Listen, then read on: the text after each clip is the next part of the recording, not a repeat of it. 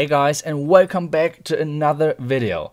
Today we want to talk about the strongest Townhall 13 strategy which is in the game, and it's a really simple and easy strategy, and I will teach you guys how to use it.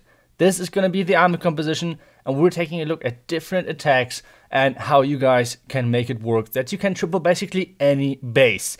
If you think now, okay, it's showing now once again like this strategy with my max heroes and max everything against non-max bases, you're wrong, you're damn wrong. We want to show today against, or this strategy against maxed out Townhall 13 bases. So like everything is set up. I will try to teach you guys how this strategy will work. I will show you everything, and that's how we're gonna do it. But first, there are the Christmas offers now in the game, and I have to say, they're not the best. Except you love walls and you have to like somehow farm a lot of walls. They're not too good, except the 10 euro offer. That's pretty decent with the book of building. So you're getting like basically the 12 million gold and the book of hero for free compared to buying gems for the 10 euros like normally. That's a pretty decent offer. The rest of them, I'm not convinced like overall. But if you guys like to buy any of those, feel free to do so, and make sure to use the support creator code iTzu. You can find that in your settings, in more settings, and then at the bottom, just type in iTzu. It would be a huge pleasure for me, helping the channel. Thank you guys so much. But I would say, let's get into the first attack. And like I said, this is Lando going on the number 1 guy, who is a completely maxed out Townhall 13. He has the maxed Tesla, he has the maxed cannons, he has maxed everything. So let's check out how this strategy works against one of those maxed out bases. Lando's trying to make this strategy look as strategic as possible, and I will show you guys later on in this video how spammy this strategy actually could be and how you guys can pretty easily execute this. But first, let's take a look at his version of this attack. He's using 2 jump spells instead of the 1 jump and 1 set of earthquakes, which is a little bit cheaper on the spells, which means he can bring 1 more rage, which he's using in the Warden Walk. Normally you do not use the Warden Walk like too aggressive, which means like your Warden won't take any damage most of the time. So what he's trying to do, he's getting rid of this part of the base, of the pink marked part, and then he's trying to get rid of the left part as well with a couple of P.E.K.K.A. and Wizards. Then in between of those 2 pink boxes, he will send his P.E.K.K.A. and Yetis in there, because that's the main part of this army. This army is basically more or less the old P.E.K.K.A. smash on Townhall 12. The biggest difference is that you're replacing your bowlers with Yeti, and this is a huge thing. Normally it was always the case that when you're going with P.E.K.K.A. smash, at some point your bowlers will die out due to giant bombs, so like splash damage, inferno towers. Healers are not switching to your bowlers and they're switching to your P.E.K.K.A.s, and you can't really control everything, and the bowlers will die out at one point. The difference with this strategy is you have Yeti and P.E.K.K.A. on the same spot. You will see it on the town, like the skeletons and everything is pulling them together, which means the healers are healing them perfectly, which means you do not have to worry about anymore about those squishy DPS troops. You now have Yetis who are tanks on their own. But you do not want to use only Yetis. That was something wrong, which I did in a couple of my videos, because you want to have a couple of P.E.K.K.A. in there as well, because they're way more tanky than the Yeti. You do not need like 10 Yetis with Yeti mites. That's way too much. 5 Yetis are totally fine and will clear most of the base with ease. The next thing is he's using on the left part the siege barracks kind of as a funnel and as a cleanup method, which normally is you normally just use the siege machine behind the main kill squad to get even another P.E.K.K.A. inside the base. But we will take a look at those strategies in a second, and then you're using the Hawk Riders to clean the rest of the base up. Normally you're saving the heal spell for them. On this one it wasn't even necessary. This was a completely maxed out base, guys, and Lando smashed it like it was nothing. By the way, if you guys would like to see more of Lando, make sure to check out his YouTube channel. This guy's doing YouTube as well, and you guys saw what he did with the completely maxed out base, so his content is really great. But I think we should take a look at a couple of more attacks and how you guys can use this really simple strategy on your own and triple, like I said, any base at Townhall 13 at the moment. So let's check out the next attack, which is going to be on number 15 from Sergeant, who more or less, I think, was the creator of this army and came up with the idea of using all of this together, like the P.E.K.K.A, the Yetis, and especially the Hawk Riders in the siege barracks. That's actually a really big and important point about this strategy, and you will see it in a second. But now let's take a look at the funneling, what he's doing, because this is like, he's without, like, I'm not blaming anyone or whatever, but this is just spamming the troops inside the base mainly. So what is he doing first? First off, he's earthquaking the core, which means he's opening up all of the compartments, which means all of his troops can reach anything. In addition to that, he has the Max Warden, which means as soon as his troops are passing the Town Hall, he will make sure that his Yeti and his P.E.K.K.A will not die for the next 8 seconds.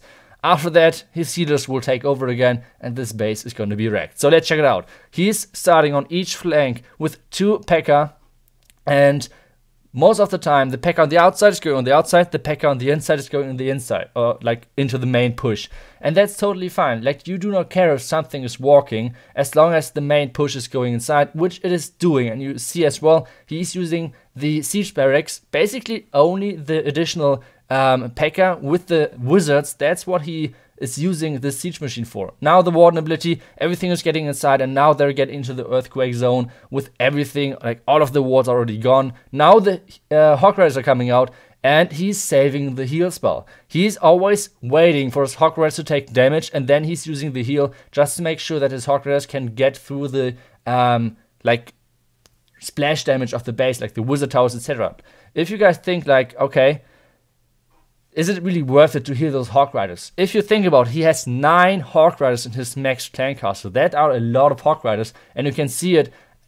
They took already out like, I don't know, like 5 to 6 defenses, and they keep going, which means in the end they're working their way around the P.E.K.K.A, which means the P.E.K.K.A are mainly tanking, the Hawk Riders are working on the outside. And you see, even in the end, they're like 4 Hawk Riders or something like that alive, and they're working once again really well with the Royal Champion. Even the Royal Champion, you just spam them in.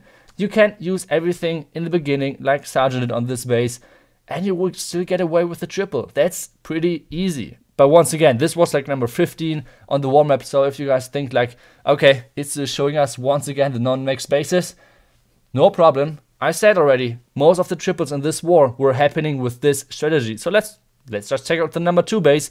This guy has his expos, the Inferno Towers, and most of the stuff maxed. And if you guys say now, okay, I don't know, like, it's pretty easy to defend the strategy, just put out single Inferno Towers and you can easily wreck those P.E.K.K.A. Well, there's a problem with that. You have so many tanks in this one that even 3 single Inferno Towers wouldn't make a difference. That's the sad story about that. So let's check it out. This guy has 1 single Inferno Tower, so maybe that's helping. I don't know. Let's check it out.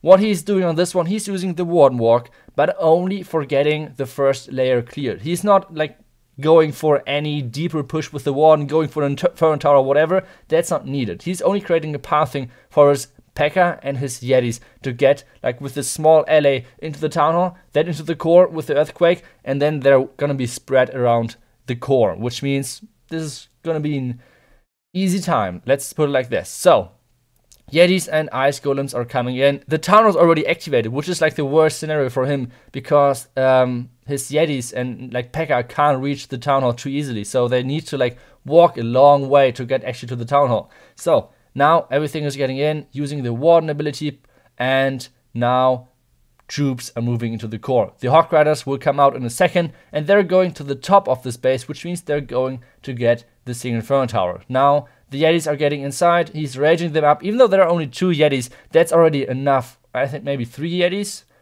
Okay, 4 Yetis. I'm really bad at counting at the moment, it seems like. The single Inferno Tower is getting taken out by the Hawk Riders, once again getting healed with the heal spell. And now we have in the core our Royal Champion getting rid of the last couple of defenses, which would not be able to get like any closer to our Queen, which means the Queen can now reach everything as soon as this Inferno Tower is going down from the Royal Champion. And this means once again we are seeing another triple with this strategy. It's just crazy. I don't know. I hope this is gonna be somehow fixed, because I feel like at least at the moment it doesn't matter whether the base is completely maxed or non-maxed. This strategy is crazy. If you put a little bit of thought into it and find the right angle into the base, it's just it's crazy. I don't know what to say about that. Like, those attacks were only into the Town Hall, which means those attacks were always aiming for at least 2 stars. Now imagine someone is risking it and coming from the other side, like taking more risk with this strategy. I don't know.